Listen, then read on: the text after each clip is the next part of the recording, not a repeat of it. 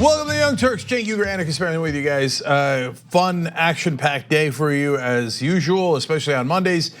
Someone has announced that they are running for president. It has begun. It has begun. There was already a couple of people out there, and I have interviewed almost all of them already. This is a guy I've also interviewed. If you already know the story, you're like, If you don't, whoa, watch out. Okay, here he comes. That's hint number one. Okay, and there's exciting times at the Young Turks. We're gonna do a whole heap of specials. We're gonna do those for you guys in the next couple of months. I think you will enjoy them, especially as we get to the end of the year. Boom, boom, boom. And we got so many wonderful surprises for you. And by the way, also tomorrow, interesting surprises. I'm not saying you should be checking our YouTube and Facebook pages regularly tomorrow. I'm just saying, okay? Everything's exciting. And Donald Trump's on the ropes. And what he said about the forest and the fires, unbelievable. We'll get to all that. Okay, I'm with you, sister. I don't know if you just heard Anna go, which perfectly describes the Trump presidency. Yeah. Okay, now, breaking news at the top of the show. Jerome Corsi, a well-known right-winger for a long time, peddles in conspiracy theories, but I already told you he's a right-winger. And unfortunately, the lunatics on their side have a lot of power and effect, and Corsi did as well. I'll tell you about that in a second, the different elections that he affected. But his books are things like, where's the birth certificate?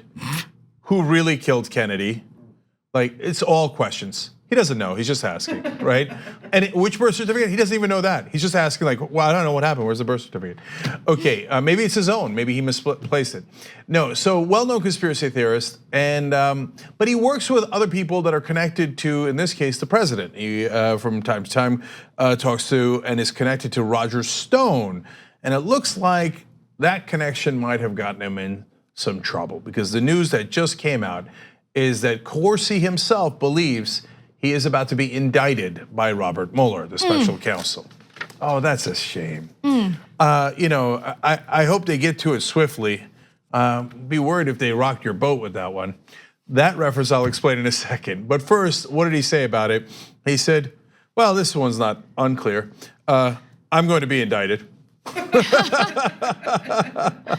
That's what we're told. I'm fully expecting it. According to NBC News, he said that Mueller's team reached out to him last week and said, you might want to get an orange jumpsuit ready.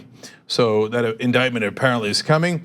And I love his excuse. So he gives you a sense of what they're going after. But he said, when they have your emails and phone records, they're very good at the perjury trap. No, that means when they have your emails and phone records, they know what you said. That's what it means. Now, whether you committed perjury, well, that's up to you, brother. Okay, there ain't no trap in getting your documents and your phone records. That's you on the phone, that's your emails, right? So they can't make you lie ahead of time and then get your emails and then set a trap. No, they only charge you with perjury if you're clearly lying on the record based on the documents. So it ain't no trap, man. It is what it is. It appears. Oh, having a Clinton opponent go to prison for perjury. Okay, in that case, I mean Bill Clinton, because the guys who argued, oh my God, perjury is the most important thing. Bill Clinton should be impeached, and I don't know, maybe other things lock them up. Oh well, somebody's getting locked up tonight. Okay. Not gonna happen overnight, obviously. Now, might that mean that they also have Roger Stone? Interesting. So Roger Stone couldn't help himself. So this is a hatchet man for the Republicans. He's been a hatchet man for a long time, and has also known Donald Trump for a long time. They have a deep relationship going back. And Stone bragged about what was coming out in WikiLeaks before it came out. Because that's what a smart person would do, right? That's what a really smart person would do. See, that he's an egomaniac and he can't help himself. He wanted to brag. Oh, I know we're about to do a dirty trick. The problem is, now that you got a special counsel, he goes, yeah, oh, that was in public. We all saw it. Okay. Now, by the way, Roger Stone also bragged right before Al Franken news came out that he knew about that too. He said it's Al Franken's turn in the barrel, and so when there is a Republican right-wing smear job that is going to be launched, Roger Stone usually knows about it ahead of time. Now he is not been charged yet. We don't know anything about whether he's going to be indicted or not, but his close ally Jerome Corsi, who we might have worked with on this particular issue, on whether they knew ahead of time what WikiLeaks had, Corsi is going to be charged. By the way, so the reference that I was making earlier, Corsi in 2004 did another book called Unfit for Command, Swift Boat for Veterans Speak Out Against John Kerry. So he's the guy who launched the Swift Boat controversy against John Kerry. That was also a conspiracy theory, also not true, and unfortunately, also effective. And so, is there any left-wing lunatics in the country? Of course there are, right? But they are a million miles away from power. They're like random dudes walking in the streets, mumbling to themselves, right? The right wing takes those guys and then injects them into the middle of presidential campaigns, and it works. It works because honestly, I think it's because the mainstream media are suckers and they treat the lies and truth as equals. And they go, well, he said, she said. Jerome Corsi made up a giant lie about how John Kerry did not serve honorably in Vietnam, although he's got the medals to prove it, and every single person who served with him said he was absolutely heroic, et cetera, et cetera. And the guy he was running as, George Bush, ran from Vietnam, ran for his life, said he spent a lot of time at the dentist's office while in Vietnam. Okay, so, but the media's like, oh, I don't know, the Republican Senate, I have to call it even. And so it helped to end John Kerry's chances in that race. And so they did it again in the case of Trump versus Hillary Clinton. And doing dirty tricks in politics is not illegal. Perjury is illegal. And so it appears that's what they got him on, and we'll see when that indictment comes down. And I hope it's a harbinger of things to come. If it's accurate, if Roger Stone were next. That'd be very nice. I would enjoy that. I would enjoy every minute of it. All I gotta say about that is that the Mueller's team should turn over every stone to see what they got, okay? And if they turn him over, they'll see his Nixon tattoo. He's got it on the small of his back. Gross, okay. It's, oh my God, he has a Nixon stamp tramp. Tramp stamp. Tramp stamp, either way. Close, yeah. Okay.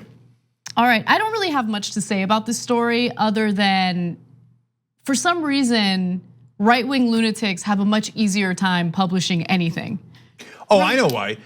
No, Regnery Publishing published Unfit for Command. They're a right-wing publishing house, and they don't care. See, that's the difference between the left wing and the right wing. Or they do care. They're like, oh, it's lies. Fantastic. We'll do it, and it doesn't matter if we make money off of it because we got right-wing billionaires who fund it, and they'll just go buy the first stack of the books. That's why they get into the New York Times bestseller list, giving an appearance of popularity when in fact they're completely unpopular. But it gives the mainstream media a hook. They go, well, it's a bestseller. What can I do? I had to cover it and I had to call it even. What do you want me to actually do my job and report on things and figure out if it's true or not true? No, I'll call it even the whole campaign. And after the campaign, when I'll say it's not political, I'll say it was all lies. No. Holding it until after the campaign is political. So anyway, yeah, they do it as a matter of course. If you see a conservative book on the New York Times bestseller list, a great percentage of the time, it's a total fraud. Not all the time. Bill O'Reilly's books are actually popular. We call it as it is, but there's been a great number of scandals with these obscure people popping out, and all of a sudden they're selling like hotcakes. No, they're not. Some right-wing billionaire who wants to put that propaganda into the mainstream media bloodstream. And they do it like a charm every single time. And every single time the media falls for it like suckers because they're afraid they're gonna be called the liberal media, which is also part of the trick. Right. Well, let's move on to other news because the midterms are not over. There is still a lot of drama ensuing in the state of Florida. I wanna give you the details on that. The state of Florida has called its first ever statewide vote recount, and this is in regard to a number of extremely close races out of the state, and of course that includes Rick Scott, DeSantis, Andrew Gillum, you know some of those details. Let me give you more. Florida began its first full statewide vote recount in its history on Saturday after authorities found that tallies submitted by its 67 counties left the contest for Senate, governor, and agriculture commissioner too close to call. Now, there were some state elections that were also too close to call. Recounts were ordered in the state Senate race and 2 contests for state house. Now, the outcome of this will be fascinating, and some of the accusations that we're hearing from Donald Trump, Rick Scott, and others on the right are hilarious. They believe that there is voter fraud going on, even though investigations have already been conducted, which have concluded that there have not been any cases of voter fraud. But nonetheless, each county in Florida will have until Thursday of this week to run all of its ballots through counting machines again. At that point, any race that remains within a margin of 0.25 of a percentage point or less will have another 3 days until November 18th to conduct a manual recount. Now, Governor Rick Scott is claiming that there was voter fraud. In fact, I don't want to put words in his mouth. You should watch what he has to say, and then we'll give you the reality of what's going on. Every Floridian should be concerned there may be rampant fraud happening in Palm Beach and Broward counties. And the Broward Supervisor of Elections, Brenda Snipes, has a history of acting in absolute bad faith. I will not sit idly by while unethical liberals try to steal this election from the great people of Florida. Every day since the election, the left-wing activists in Broward County have been coming up with more and more ballots out of nowhere. We all know what is going on. Every person in Florida knows exactly what is happening. Their goal is to keep mysteriously finding more votes until the election turns out the way they want. So he had called for investigations to ensure that there were no cases or no instances of voter fraud. And I want to give you the results of that investigation. Law enforcement authorities got involved in this. Let's go to graphic 11. And they found, quote, "Our staff has seen no evidence of criminal activity at this time." That is a statement from the Department of State. Who reports to Rick Scott. So now look, the person in charge of Broward County in terms of the voting and the counting there, Brenda C. Snipes, she has been involved in some controversies before, but it was against another Democrat. And so that's why Rick Scott's team ahead of time actually sent 2 monitors down to make sure that the vote in Broward County was on the up and up. And you know what? I think that's a fair precaution. And the monitors reported back there's no fraud at all. Rick Scott knows that, and he knows his own Department of State within Florida knows there's no fraud. He came out and lied on purpose. So that's who Rick Scott is, saying they're coming up with votes from out of nowhere. He also knows that's a lie. What do you mean out of nowhere? You know that a lot of them are mail-in ballots from abroad, and a lot of those are from members of the military. And they have 10 days till after the election for it to arrive. Not for them to vote, but for the mail to arrive, because they might be in Kabul, they might be in Fallujah, okay? So does he not want the military members' votes counted? Is that what Rick Scott is saying? Well, we know that what he's saying is irrelevant because you just saw him lie there with your own eyes. He knows the same evidence that we do. And these guys, they don't care. All they care about is, I wanna win, let's counting every vote. Hell no, no interest in democracy. See, now you can say, well, isn't it both sides? Well, for our purposes, no. I don't know where the Democratic Party stands in Florida or anywhere else. But so a person who took the lead in Arizona late was Kyrsten Sinema. She's a Democrat. So if her margin of victory is within and the margin that would necessitate a recount, would I tell you, oh, no, you shouldn't recount. Hey, Sinema won, I don't care. But military ballots are coming in and it's within the law. No, sure, I don't want the military, it's coming out of nowhere. No, we wouldn't say that, and we're not saying that. If it's within the margin of a recount, they should recount in Arizona. It's a very, very simple concept.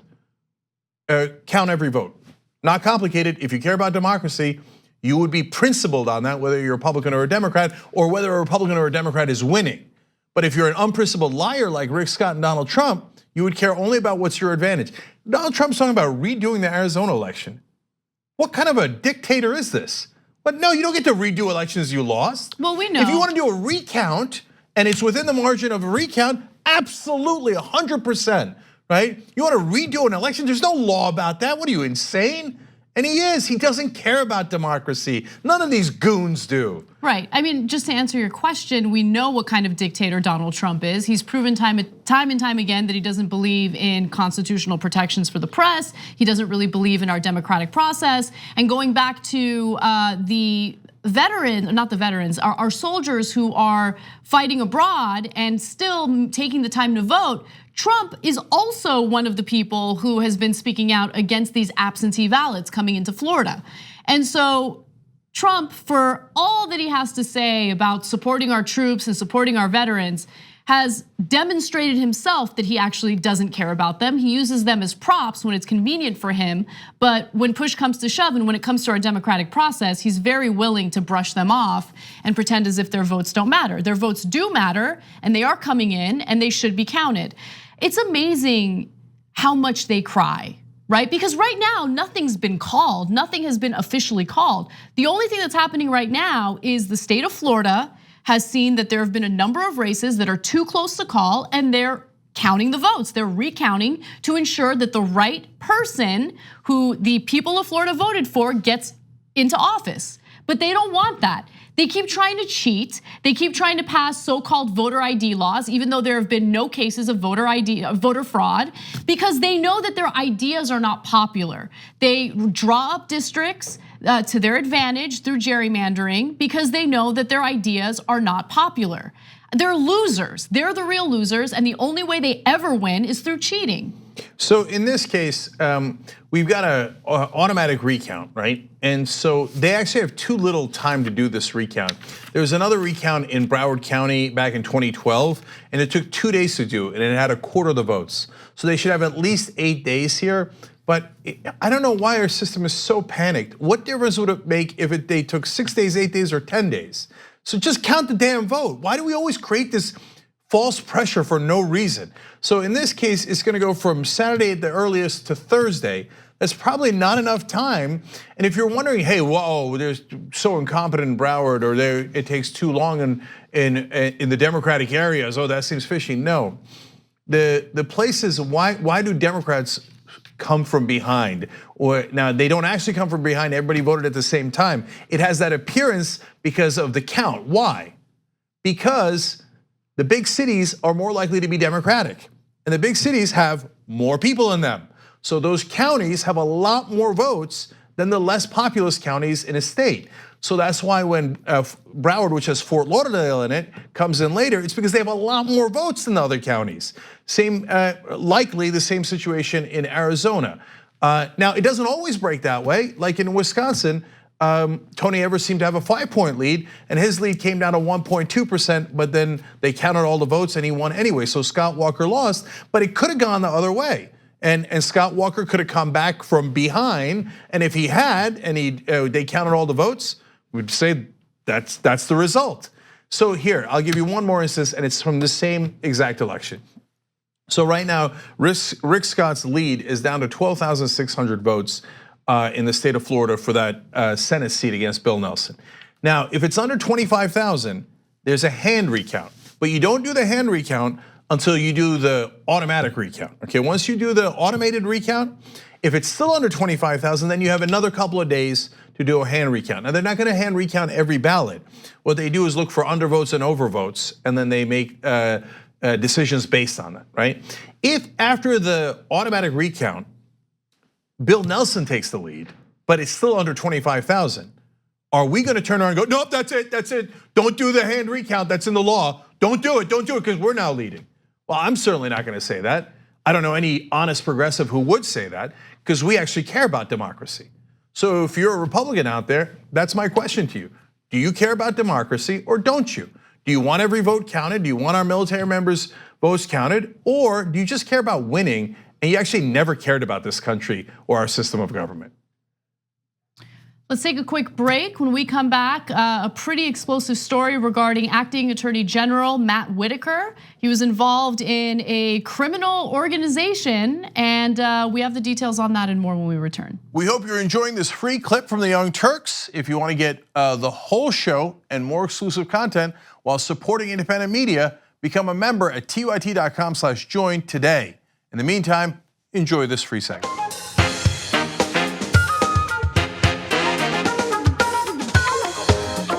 So I got a lot of comments for you guys. That sounds like I got a lot of strong opinions. I know that's the whole point of the show. No, I mean your comments. So we go to the member section first. I Am Sock writes in, cheaters never prosper was officially debunked in 2016. And then Denise writes in, I'm with you, Anna. These people who have the nerve to call the rest of us snowflakes are the ones that immediately melt when heated. Nostra Science says you have to count all the possible votes all the time, not just some of the votes some of the time. Seems logical, but there are many illogical things the Republicans don't agree with. JJ Bellmare says Trump and the GOP's attitude about elections. When they win fair and square. When they lose, the other guy cheated, illegal immigrants voted, etc. So that's why the mainstream media drives me crazy. You can't call that stuff 50-50, right? So anyway, and so look, they know that Donald Trump lied about 3 to 5 million illegal immigrants voting in the 2016 election. What a preposterous, insane lie, right? But after it doesn't matter anymore, a newly reinvigorated press will sometimes call him out on it, right? But when it matters, they're so afraid. But Rick Scott, look here, I'll read you this and then I'll finish the point. On Twitter, Oz Perspective wrote in, Rick Scott wants to talk about a documented history of fraud.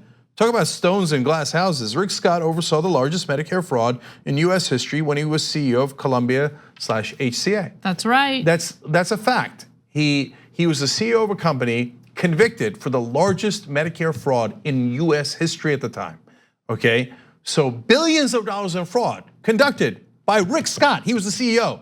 He wasn't the treasurer, he wasn't an accountant, he wasn't the assistant, he ran the company, okay?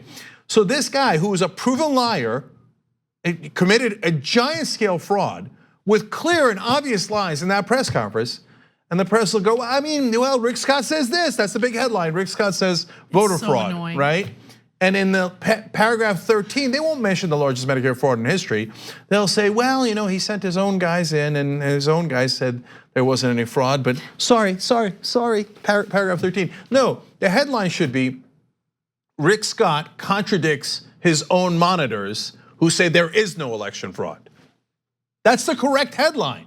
That gives you the proper context for what actually happened there. Do you remember when he was pushing to get all government program recipients drug tested to prove that they weren't on drugs? It wasn't because he thought that they were all doing drugs. It was because he was making money because the company that was conducting those drug tests was a company that he was invested in. Well, TYT Investigates just broke this story about how he took money during the 2016 election for Trump super PAC and then gave $200 million in Florida pension funds to the guy who contributed about $1.5 million to Rick Scott's super PAC for Donald Trump.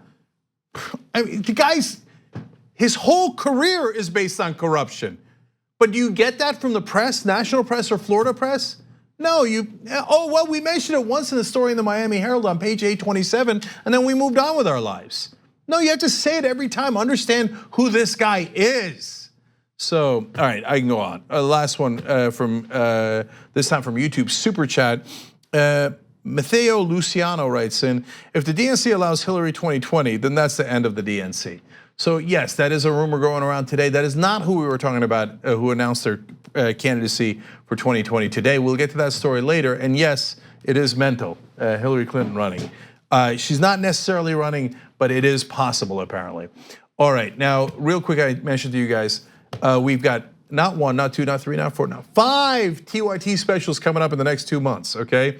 So be on the left side of history. We're gonna all programming for you guys, extra programming. There'll be one that is for members only, so tyt.com/join to become a member. Or tyt.com/Anna to be a member with 1 N. Okay. Lots of fun. It's okay, they can misspell it.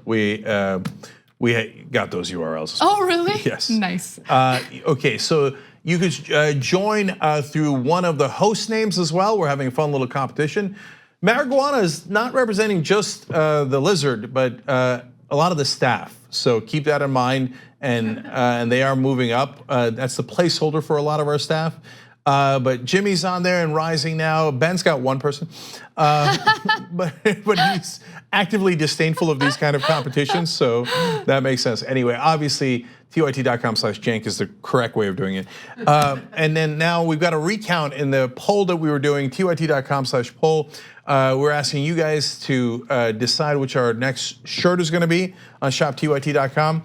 And Anna was out front, but there has been a late surge in voting for Bernie Kenobi. All right. Okay. And so it is now leading. We're gonna close this poll at the end of the show today. So you have an hour and a half left. I need you to panic. So go and vote on whichever design you like, and that'll be the next TYT shirt at shoptyt.com. All right, Anna, what's next? All right. The FBI is investigating a possibly alleged criminal organization that Matt Whitaker was part of. Now, Matt Whitaker is unfortunately overseeing the FBI as acting attorney general and should recuse himself when it comes to the investigation of the company that he was involved in, World Patent Marketing. But since he refuses to recuse himself from the Russia investigation, and since we're now dealing with an executive branch that flaunts its potential criminal behavior right in front of our eyes, who knows what the future holds? But let me give you the details on what the FBI is looking into. The Bureau is investigating or conducting a criminal investigation of a Florida company accused of scamming millions of customers during the period that Matthew Whitaker, the acting US Attorney General, served as a paid advisory board member. So what did this company do? Well, World Patent Marketing, based in Miami Beach, shut down last year after being accused by the FTC of scamming customers out of $26 million. The company charged would-be inventors thousands of dollars to patent and promote their inventions, but actually provided almost no real services and threatened those who complained. So one of those people who threatened inventors if they complained was Matthew Whitaker. In fact, acting Attorney General Matt Whitaker has said that he's not aware of any fraudulent activity. However, apparently he used his position of power to basically go after people who threatened to press charges against him. And yeah, so acting Attorney General said that he was going to go after people if they said that they were gonna complain. Okay, yeah. So let me explain a little bit further. So he was an advisory board member of the company, and he was paid to do that. And it's funny how cheap you could buy politicians. But remember, no one knew Matthew Whitaker at the time. He was just a U.S. attorney in Iowa.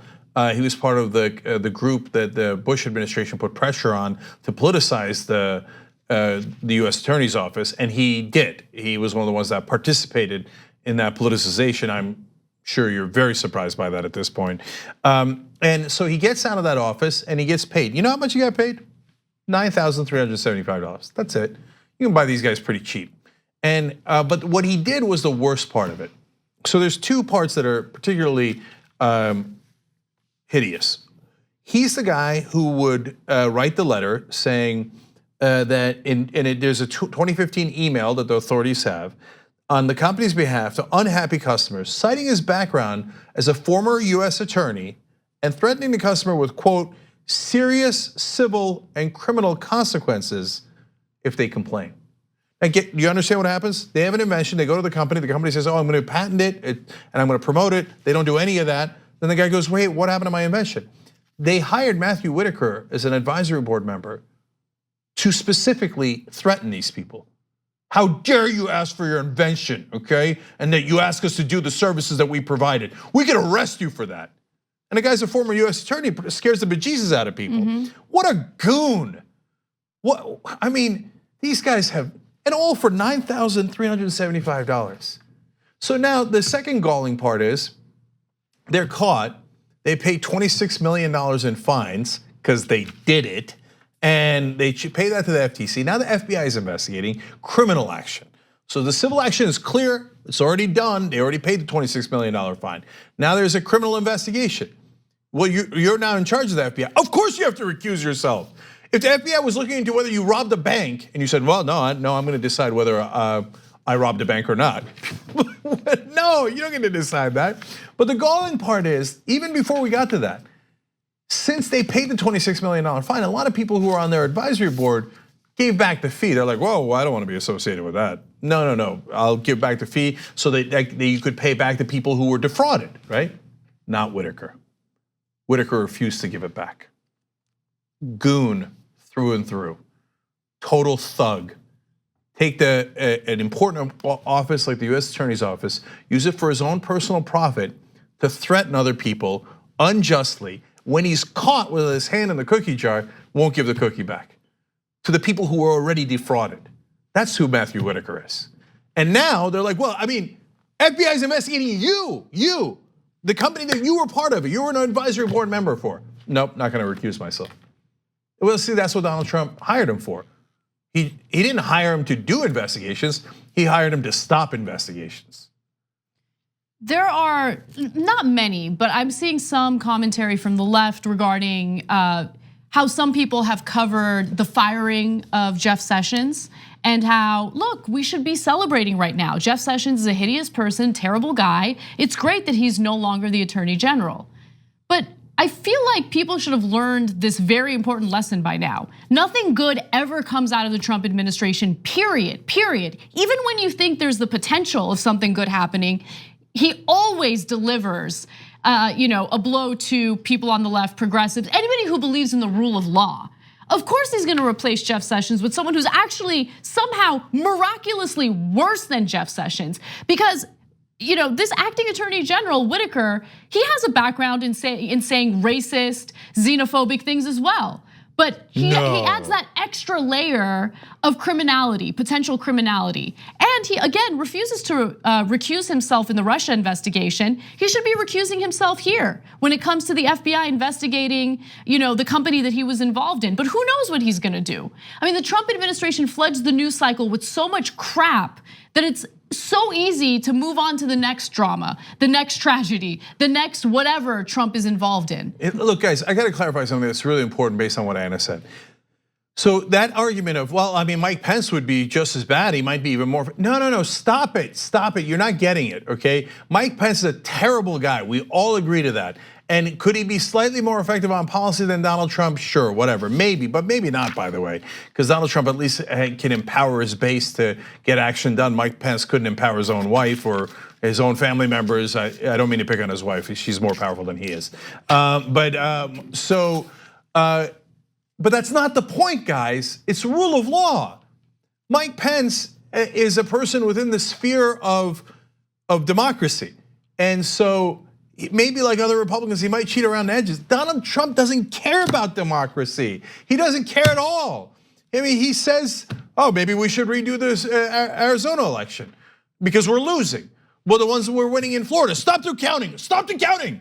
He would destroy democracy in a second, and he's actively trying to do it now. Wake up. This isn't like, oh, who's more conservative? Whose policies don't we agree with more? No, the guy's an absolute mortal threat to democracy. If you don't understand that, I can't help you. No, any Republican in that light is infinitely better than this thug wannabe dictator, Donald Trump. How could you not understand that? Moving on to the state of California, where tragedy continues to unfold. Multiple fires in the state of California have claimed the lives of dozens of people. In fact, there have been 3 major fires: the Camp Fire, Woolsey Fire, and Hill Fire. And 31 people have already been reported dead, and more than 200 individuals are missing. This has been a completely tragic weekend in the state of California, and one of the bigger fires, Woolsey, is nowhere near contained. The Camp Fire in Butte County is actually considered to be the most destructive wildfire in California history, tearing through 100,000 acres and killing 29 people and destroying more than 6,700 structures thus far. And when it comes to the Woolsey and Hill fires in Southern California, they've burned more than 85,000 acres, including in the town of Malibu, and claimed at least 2 lives and forced the evacuation of more than 250,000 people. So what would a real leader do in this case? Offer support, funding, do whatever he or she can to help out the firefighters in the state, but not Trump. Trump makes everything political, and since the state of California has not been supportive of the president or his ridiculous policies, he decided to take to Twitter, as people are dying, by the way, to say the following: there's no reason for these massive, deadly and costly forest fires in California, except that forest management is so poor. Billions of dollars are given each year with so many lives lost, all because of gross mismanagement of the forests. Remedy now or no more Fed payments. First of all, that type of tweet, even if it were true, is a hideous thing to put out there, especially while people are dealing with the devastation of these fires, the loss of lives, the loss of homes, properties. But nothing he wrote there was even true. Because guess who manages the forests in the state of California? The federal government. Not the state, the federal government. So I'm gonna give you more details on that in just a minute, but first I want you to hear from actual firefighters in the state. Now, the California Professional Firefighters President, Brian Rice, was on MSNBC, and here's what he had to say in response to Trump's tweet. In the statement that the president made, it was ill-timed. The loss of life, I'm very concerned. In Paradise, there's over 228 people missing. I think they've confirmed right now 28 dead. I've heard the number at 31 today. They have forensic teams, at least 10 of them in the area looking. I've been in the town of Paradise. It is a ghost town. So this is also what frustrates me about the media, and I'll tell you why. So people pointed out that it was an insensitive thing to do, to send that tweet as the firefighters are going in, and the firefighters have, as you partly saw there, have been very, very clear. The International Association of Firefighters president called it reckless and insulting. California professional firefighters said it was ill-informed, ill-timed, and demeaning, and it goes on and on. But what's frustrating to me is that I read a lot of these headlines over the weekend, and I didn't have a chance to dive into it until today before the show. And I didn't get a sense of what the reality was until I read well into my third article. Oh, California doesn't run the forest in California, the federal government does, the overwhelming majority of it. By the way, the 1/3 is also owned by private interests. So the percentage run by the state of California is incredibly low.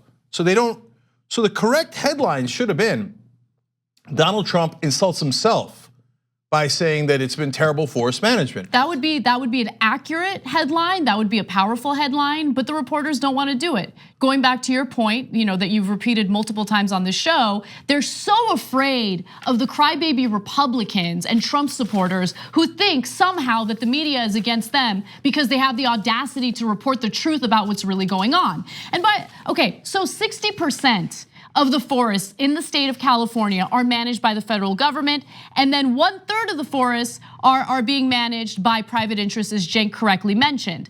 But is that really the heart of what's going on with these wildfires in the state of California? No, of course not. We all know it. Trump knows it. What's really going on is that we've had record high temperatures, record droughts in the state of California. We're dealing with a lack of FEMA funding. That's another issue here, but that's to deal with the devastation after the fact. The real problem is climate change, okay? So if he wants to make it political, let's make it political. We're having higher temperatures, drier weather, and record droughts. That is exacerbating the issue of wildfires in the state of California. But do you think Trump cares? Do you think that his corporate buddies care?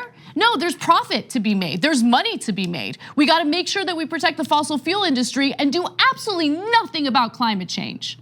So look, all of it is frustrating. So then on Saturday, because he got a lot of heat, he came out and was like, "Oh yeah, sure. Our hearts are with those affected by the fires."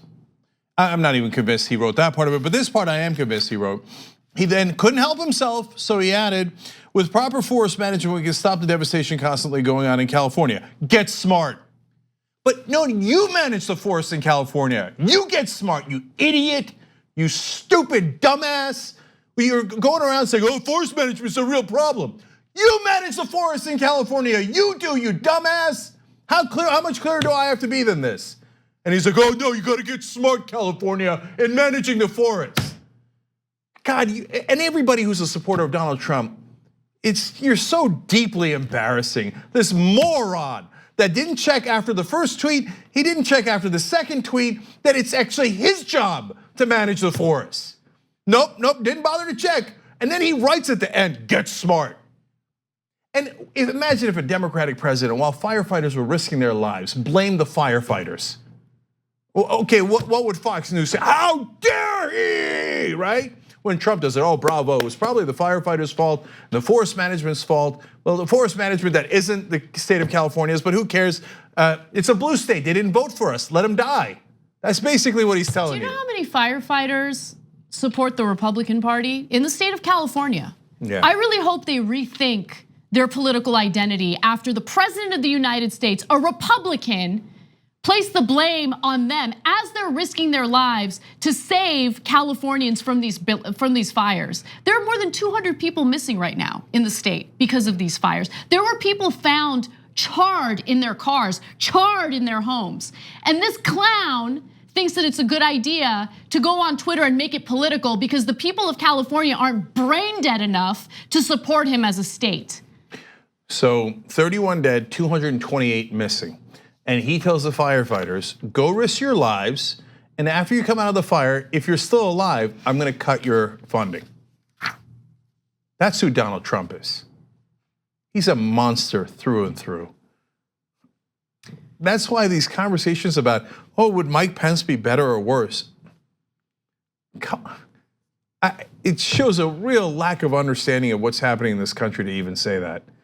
Come on, man, Jesus Christ. Let's take a quick break. When we come back, more news for you. I don't know what's coming up next. Yeah, no, look. If you thought that was bad, and it is, it's terrible. Him not attending any of the veterans events. God, man, his voters are such suckers. They're such suckers. All right, I'll break it down for you when we come back.